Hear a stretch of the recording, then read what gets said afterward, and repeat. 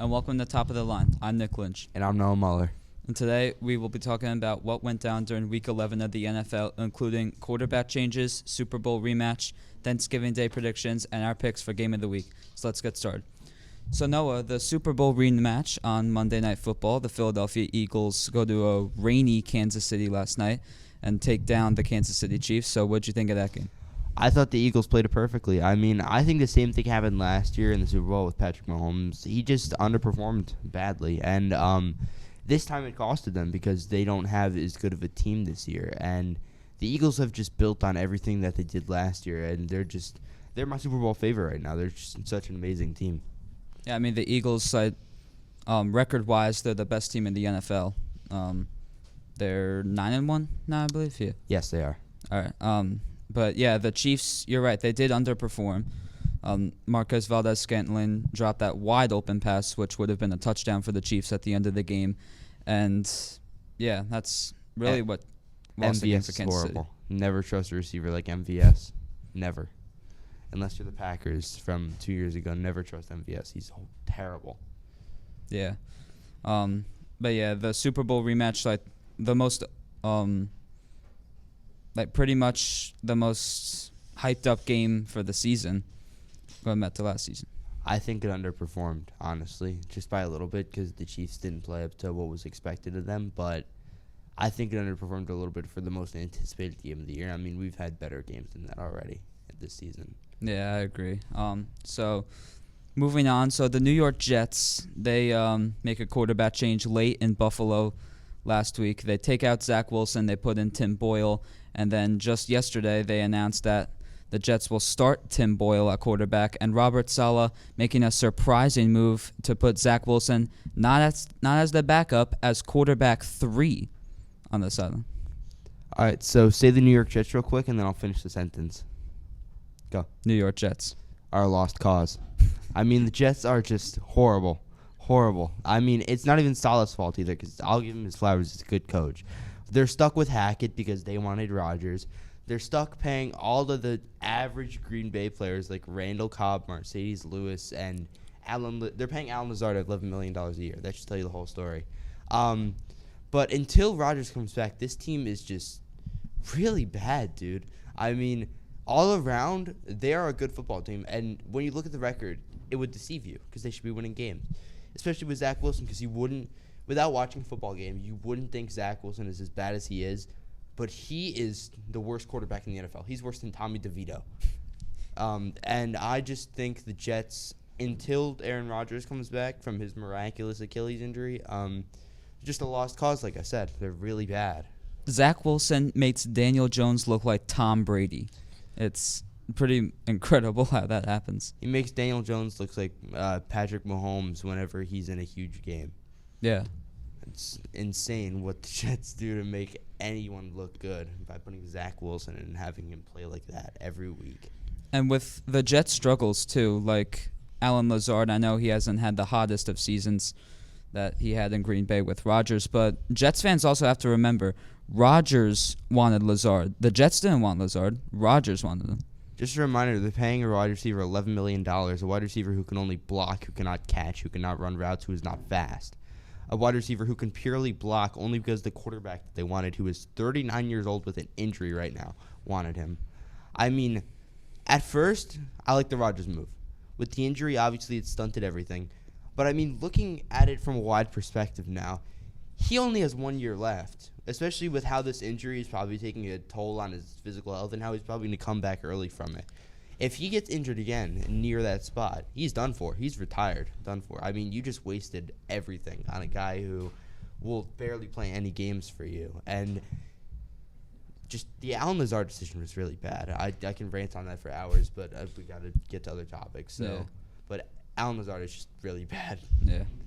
So moving on, our Thanksgiving Day predictions for this upcoming Thursday. First, at 12:30, we have the Green Bay Packers taking on the Detroit Lions. So, Noah, who do you have for that game? I have the Detroit Lions. I mean, the Lions just look like a complete team. Every facet of the game, they are executing on special teams. Their defense is even doing good this year, and their offense obviously is guns blazing. I mean, they are just, whether it's the run game, passing to the running backs, throwing to receivers, it is just everything is flawless at this point. And I just think the Packers don't have it in them. I mean, it's not that they lost Alan Lazard because obviously he's horrible, but the Packers are just, their defense is costing them, and Jordan Love is blind, literally.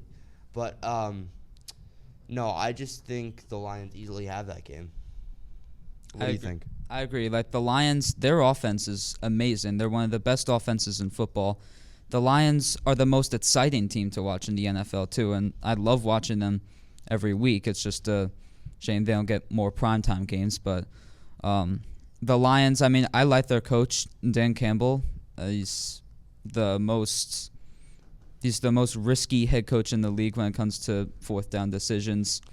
But the defense hasn't been great for the Lions this year. They've given up a lot of yards, but the offense is what's winning the games for the Lions. Yeah, I wish the Lions did have more primetime games, but, shamefully we gave those all to Zach Wilson and the Jets. So, we just wasted 6 primetime games. NFL, what are we doing? Yeah, the Lions are probably one of, if not the most exciting team in the NFL, especially with how good of a coach they have and how good of, a front office and just all the staff that they have. They're all just great, honestly.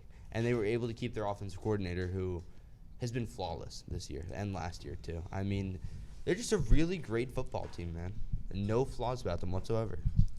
So the next game we have coming up at 4:30 on Thanksgiving, the Washington Commanders taking on the Dallas Cowboys, a good NFC East matchup.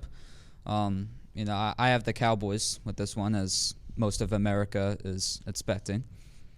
America's team is shameful.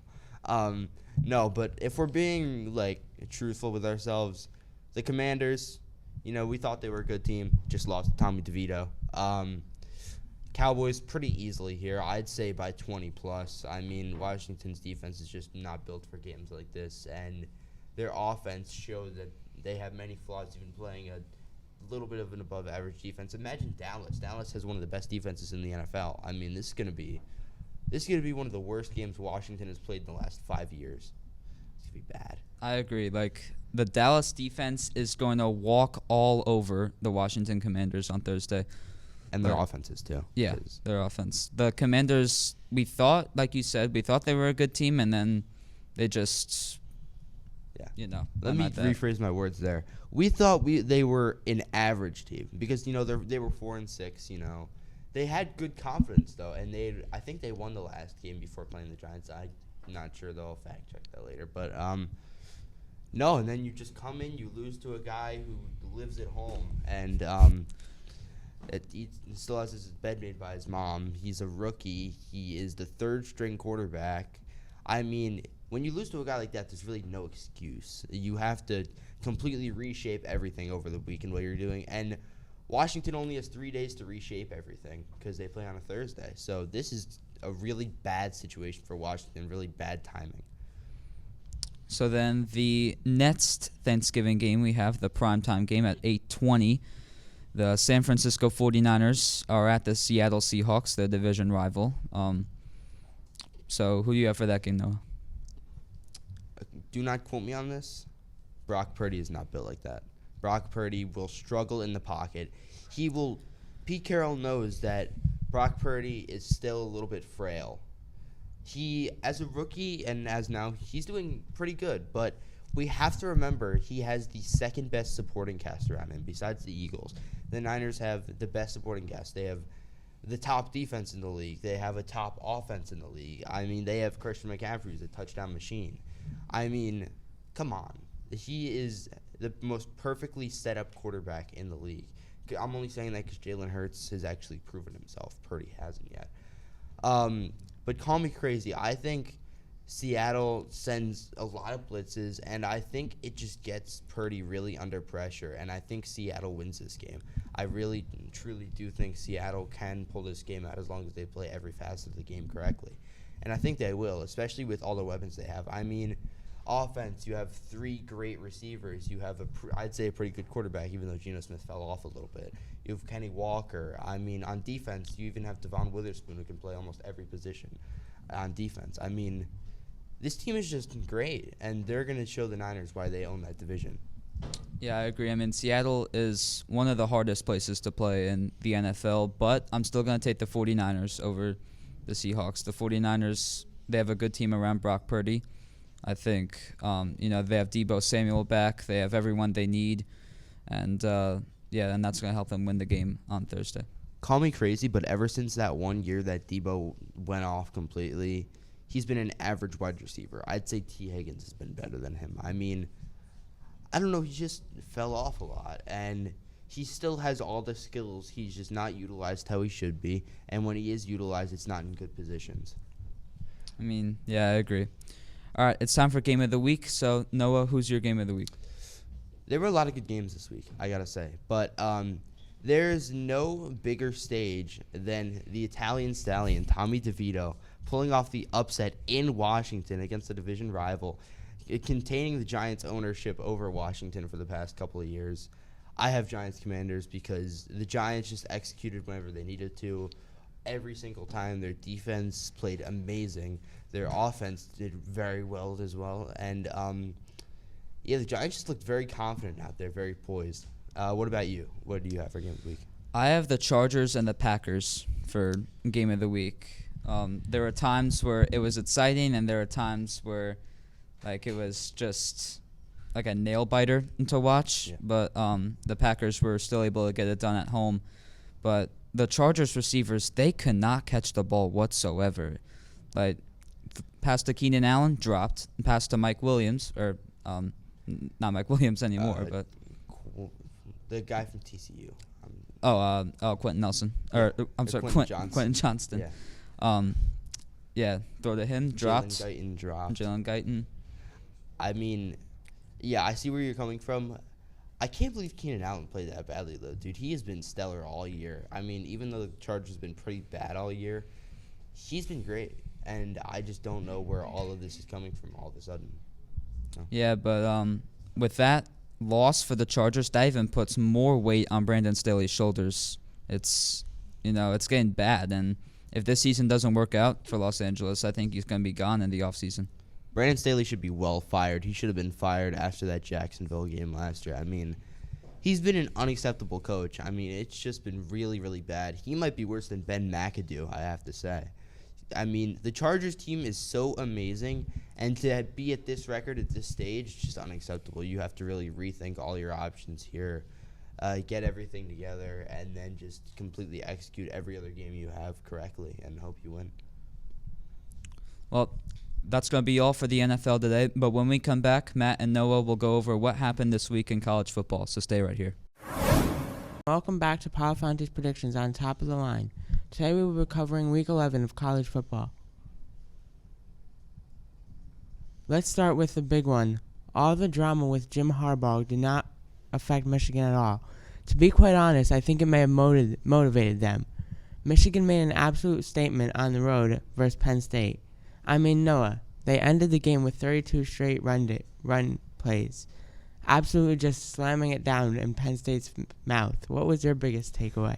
So I really thought this was just a statement by Michigan that they don't need signs to win games, even if they did end up stealing signs from other teams. I mean, Michigan's just an amazing football program, whether they cheat or not. And beating Penn State on the road like that is just the biggest statement you can make on a stage like that without your head coach. I mean, I think they just played it great as they always do, and with the run game was just amazing, man. Yeah. In other games around the country, Washington and Oregon both took care of business. Georgia absolutely throttled Ole Miss at home, extended their win streak, and keeping the three-peat a realistic dream. If you ask me right now, I still have Oregon as the best team in the country. What do you think, Noah? Okay, so really quickly, though, with the Ole Miss game, I just want to say, if none of you have seen it yet, go look at this catch that one of the Ole Miss receivers made. It's easily catch of the year. I I think for the Pac-12, honestly, I think USC has fallen out of contention completely. Yes. I think this is Washington's division to win. I'm going to be honest with you, Matt. Obviously Oregon's a very good football team, and they're going to be like they're going to win a bowl game or two. And but honestly, Washington has just been so good, man. I mean, they're undefeated. They took down Oregon. Michael Penix Jr. is looking like the Heisman. I mean, this is just a totally different team from what we saw last year, and I think that it's their division to win. Yeah. Okay. Wait. Cut. Can you That's the same one. I can't. Right? Yeah, I can't really see that. Yeah, It's she cut rolled a off little a bit. Alright. So, can you fix that, Samira? Wait, just scroll it up like a tiny bit. Scroll up a little bit. Or no, I'll she's tell you going when down. to stop. We're good. Okay. You ready? Wait, Wait, it's she's still. still rolling. Wait, but you already said that. We said this. Yeah. We're going down and down. I think there's a way to go faster. You could stop it there. Yeah? Wait, did we do that? Wait, yeah, we just did did that. that. Never mind. Keep going. I just did that. You guys did this one. Yeah, no, next one. Next one. This one. But stop like. Stop. You good? Wait, no, go down. Go down. Oh, were you guys not Stop. supposed to Stop. talk? That's good. Okay, I think we're good. You ready? Yes. 3, 2, 1, go. Okay, let's look ahead to this upcoming week. Two of our top contenders face major challenges. Let's start with Washington. They actually are starting as an underdog at Oregon State on Saturday. Without a doubt, their highest road test on the season. Elsewhere, Georgia travels to Tennessee. I don't see any trouble for the Bulldogs, but I think Washington may be in trouble. Any upsets on your mind, Noah? Okay, so I'm just genuinely curious. Who made Washington the underdog? They're undefeated. Oregon State has, I don't think, done much this year. I wouldn't be worried at all if I was Washington. I'd just stick to your roots, stick to your plan, trust Michael Penix, and you'll win that game. As for Georgia, I don't really see any trouble for them either. I don't think Tennessee is as big of a threat as they're posed to be. I mean, yeah, sure, they were good last year, but last year they had two players who are now in the NFL, Jalen Hyatt and Hendon Hooker. But I think both of those teams win. I don't think any upsets happen. Well, that's all we have for this week, but don't go anywhere because when we come back, Rocco and Noah will be talking the latest news on WWE. Hello, and welcome to this wrestling segment of Top of the Line. My name is Noah Muller, My name is Rocco Coppola. and today we will be discussing all things wrestling that occurred this week. So without further ado, let's get ready to rumble. So Rocco, this past week on NXT on Tuesday, at the end of the show, Baron Corbin had a match with Wesley in which he defeated Wesley, and then Ilya Dragunov came out to save Wesley when he was being attacked by Baron Corbin after the match. Corbin hit an end of days, and then got the wish he's been waiting for so long, a match for the NXT Championship against Dragunov at Deadline. Rocco, Corbin has been dying for this opportunity, and he's finally going to get it. How do you think this match is going to turn out? Yeah, Corbin's been working for years to get an opportunity at another title. He's going to get his shot at Ilya, and I think he's going to win. I really think he's going to win. It's about time that Baron Corbin gets something he deserves. The Lone Wolf, I'm happy to see, is basically coming back, but I would rather he keep the old theme song. Baron Corbin is somebody that needs good booking to be good. You see how talented he is in the ring.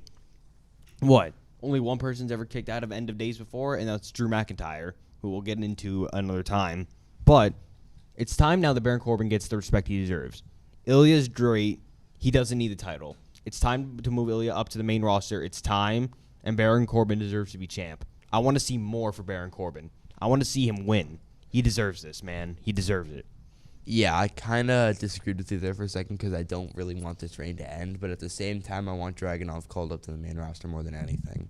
So You got a point. yeah, I there. think this Now is- that I'm thinking about it, Ilya needs to go to the main roster, though.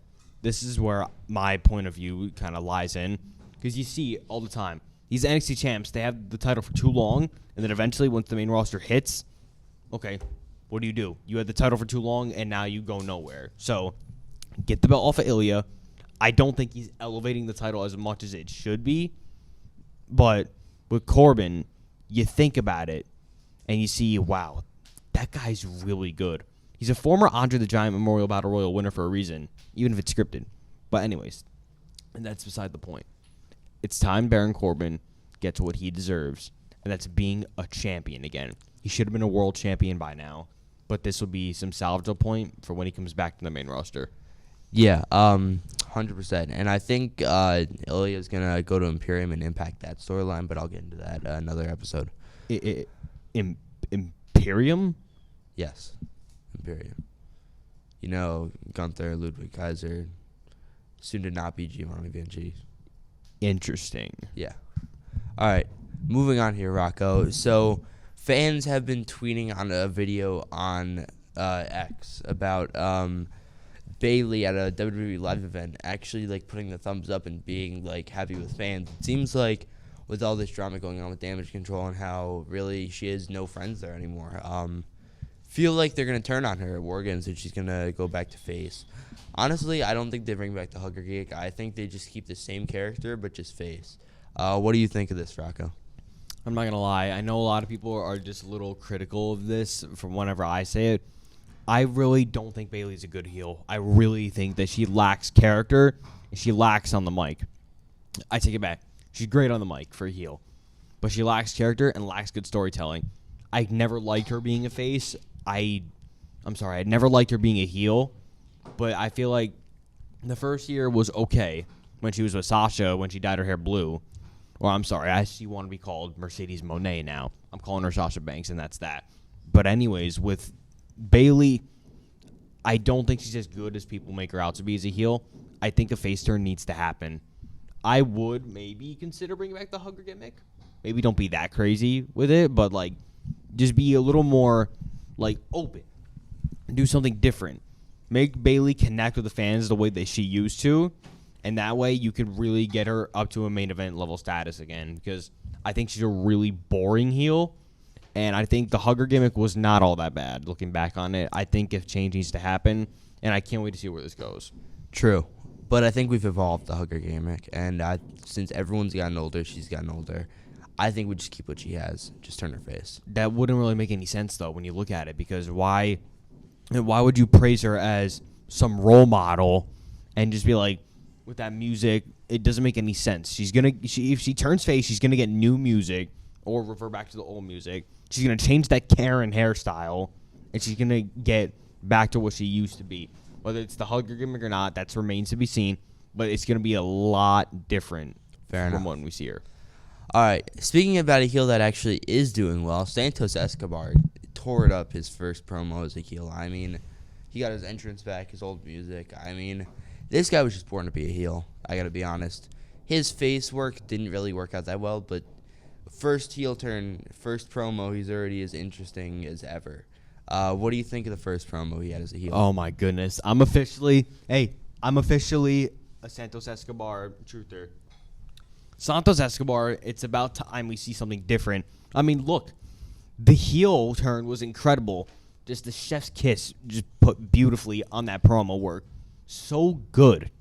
Santos Escobar, a heel turn is exactly what he needed. And like you said, he's born to be a heel. He might be that good now. He might have a Dominic Mysterio type of turn. Oh, Ray's got a son, and he's going to turn heel. He's not a very good face. You know why? Because he lacks all the character work. We heard all that before. But Santos Escobar, I'm officially a fan now. Keep that up, and I'd love to see where this is going to go. I'd really love to see him in a major feud at some point if he keeps this up. I mean, the things that he said on the microphone that I can't even say on Wayne Hill's TV, that's probably worse than anything MJF's ever said, Roman Reigns ever said, maybe worse than CM Punk's ever said. All in one promo, and I'm sitting here, and I'm just like, wow, that guy's good. He's amazing, but I think MJF has said worse, honestly. So moving on, another thing that happened on SmackDown, Charlotte Flair called on her old friend Becky Lynch to be the fourth member of Team Bianca for War Games against Damage Control. But honestly, man, I think Xia Li gets recruited to Damage Control because they want to be able to have the upper hand in that match. And then They have to find a member. Team Bianca. Survivor Series comes. They don't have a partner. Mystery partner comes out. It's Jade Cargill. Rocco, what do you think's going to happen with all this? Do we have to see more Becky Lynch? I'm not a Becky Lynch fan. I don't hate her. I don't think she's as good as people say she is. I think she's a little overrated with the fans. I think the fans go a little too crazy for her. She's better as the face, but I don't like the man gimmick. I never have. I never will. It's cringe. It's corny. She's trying to be a guy. I won't go too far on that, actually. I take it back. She's trying to act like a big dog around here, and it's not working. I would really consider just dropping it. Keep the theme song. The theme song is great. I love it, but do something different. Stop acting like a tough woman or a tough guy at that. You're not. Nia Jax busted your face open, and people praise you for it. What are we doing here? I don't like the fact that Becky Lynch is a part of this. I was so used to seeing her not on SmackDown. I was actually enjoying it. As for Xia Li could actually fit perfectly in that group. Damage Control, Xia Li, it just sounds perfect on paper. And when you just really look at it, Xia Li really deserves better. With all the hype that she had around her coming out of NXT, she should be in a bigger role than what she was. Yeah, you're right. I think this is where she gets her big platform finally, though, in this War Games match. So shifting gears here a little bit to AEW Full Gear, I just want to pinpoint one match, Rocco. The Texas Death Match between Hangman Adam Page and Swerve Strickland. I mean, this is probably the best match in AEW history. And I know for you that's not saying much because you're not a huge AEW fan, but I mean, this had everything, man. This had great in-ring storytelling. This had terrible but amazing spots by Hangman and Swerve, and even Nana got in on a spot. And this match, I think, was just immaculate. Rocco, what do you think of this match and how it played out? I'll say this. I'm not the biggest AEW guy because of Tony Khan and the booking and the shots they take at WWE every week. But I got to be honest, what Hangman Adam Page and what Swerve did. And first off, WWE dropped the ball by letting Swerve go. He's just a pure evil guy as a heel. Hangman Adam Page can get the crowd behind him, and that was a perfect match. I'd argue a contender for match of the year. I wouldn't quite put it in the top 5, maybe not in the top 10. But the match just left me speechless, which is what I am now. So many incredible spots, and I love it, man. I love those type of matches. Also, this is the best storytelling we've ever seen AEW do besides MJF and Punk. Gee, what a surprise. Yeah, so honestly, I agree with you. Great everything all around with this match. I mean, yeah, and what Hangman does, he was good as a champion, and I know all the stuff with him and CM Punk happened in this back. Let me sit up. I know all the things that happened with him and CM Punk happened in the past. They weren't good. Whose side you're on, that's for you to decide. But Hangman Adam Page is really that guy. I've always been a fan of Hangman, and I've always been a big fan of Swerve. I'm an even bigger fan of Swerve now. I love it, man. I'd love to see a rematch between the two. They deserve it. I think both of these two should be contenders for the world title at some point. If MJF doesn't drop it to Switchblade. Yeah, I think this is where that feud ends, though, and this is where I think Swerve goes for his world title that he deserves. Go for it, Swerve. Shoot for the stars. Run to the daylight, kid. All right. Moving on here to announced Continental Classic for AEW. I see your face on that. It doesn't seem like you're a huge fan, but I'm excited, man. This is we're going to have great matches on free TV every single week. What we've got so far is that Eddie Kingston will be in it, and he'll also every match be defending his NJPW Strongweight title and his ROH World title. So whoever wins that whole tournament is going to have 3 titles by the end of it, and they're going to be looking like Kenny Omega. The contenders, or the people in the Continental Classic we have so far are Mark Briscoe, Andrade El Idolo, Bryan Danielson, and, of course, Eddie Kingston. Rocco, what do you think of this tournament, the format? I got news for you, Noah. Andrade El Idolo is the only reasonable or favorable name out of that group. I don't care about Bryan Danielson. He needs to retire. Great in the ring. One of the best ever in the ring. He's done, man. There's nothing else left to see. Nothing else left for him to prove. The guy can't stay healthy, and he needs to hang it up, dude. Like I don't want to see Bryan Danielson in the ring anymore. I don't care about Eddie Kingston. He's useless out in the ring. They can't tell a story for his life. Andrade El Idolo is the only reasonable name there. I want to see him win the world title or go back to WWE if they can't use him still. Enough said, man. Like I'm not excited for this at all. Dude, I don't know how there are no companies that can use Andrade correctly. I mean, he is phenomenal. Put him back with Triple H, and he'll be used properly. Hope so. It's about all we have for you today on wrestling, but don't leave just yet, as next, Andrew and Marco will be going over the UEFA European qualifiers on Top of the Line. Hello, I'm Marco Baldino. And I am Andrew Mirzaaghasi. Today we will be covering the European qualifier games. And to start off with Italy qualifying for the Euros, first they beat, the second last game they beat North Macedonia 5-2. It was a great game. Chiesa had a really good game, had a really nice goal, so good. And the next game, they tied 0-0 with Ukraine, which was, I didn't think it should have been that close of a game, but thankfully they were able to be ahead of them on the table. I mean, at least they won against North Macedonia, because if it wasn't for that, then you probably wouldn't qualify at all. Because 5-2, that's a lot of goals that they're putting on within. So Yeah, and towards the end of the game, it got scary when Modric went down in the box for Ukraine, but I don't think it was a penalty. I think he dived and he just flung himself in the box, but it was close. I got scared. hey, at when least it they happened. qualified. How do Yeah. you feel about that? And did they finally qualify? It shouldn't have been that close, but it's good that we qualified. Yeah. So Romania strikes back with their victory against Israel 2-1 with 2 early goals in the first half, which was a tie. But in the second half, Israel would substitute 2 players at the 62nd minute, and then in the next minute they would score. So this is another Croatia and Wales situation again, which the manager would substitute 2 players. Yeah, and I'm pretty sure Romania had a red card this game, and they still won with a man down. But it was another good win from Romania and finished top of the top for their group. Yeah, as we could tell by the Romanian group, they're doing pretty good at soccer, in which I'm very surprised. Portugal versus Liechtenstein 2-0. After a scoreless first half, we have Ronaldo and Cancelo score for Portugal. There would be a third goal, however, VR ruled it a no goal due to it being out. So, I mean, I'm excited to see how Portugal does in the Euros. I mean, I feel like they have a really good team, but I feel like they could be much better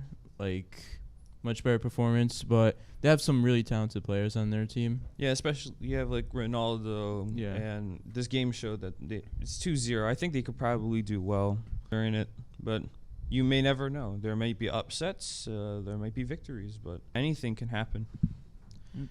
So we would have the most goals in this week. So this is France versus Gibraltar. So do you know how many goals were scored during this game? How many? 14-0. France winning it. This was a complete massacre. When Santos and the other team made an own goal within 3 minutes, I felt like it was the downfall of what was to come, because Mbappe and the other French players completely destroyed them, and I am quite shocked. I have not seen a game like this since the FIFA Women's World Cup, where it was USA versus Thailand, which it was 13-0, but that was just 1 goal less. I'm completely flabbergasted that many goals happened. Yeah, you can see France had all their good players playing and just completely just dominated. They didn't give the other team a chance.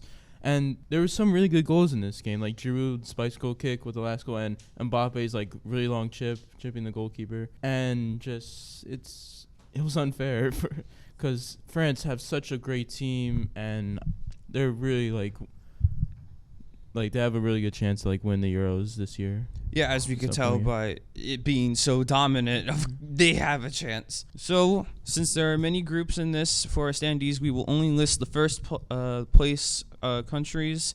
So for Group A, for first place, we have Spain. For Group B, not surprisingly, France. After their dominance, I'm not really surprised that they're in first. Yeah, you could see. I say the country's name again. Gibraltar has minus 35 goals goal differential, minus 35. Yeah, So- making them dead last. Yeah. I'm not really surprised in there. So then for Group C, we would have England in first place. For Group D, we would have Turkey.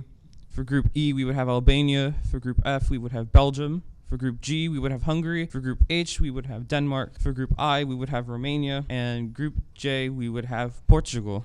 So there's some like surprising ones on the being first place, like Albania stepping up, and they have a pretty good team. I like watching them play, and Romania also being in first. They have some good players. Yeah, they do have good players, and seeing these countries qualify maybe can bring good games. We'll see. With ups and downs, you may never know who would win this Euro. Anything can happen. Yeah, anything can happen. All right, thanks for watching. Thanks for watching this episode on Top Line. Tune in for next week with NFL and college football games, results of SmackDown, Monday Night Raw, and Survivor Series for WWE, and continuing coverage of the Premier League. All of this and more on the next episode of Top of the Line.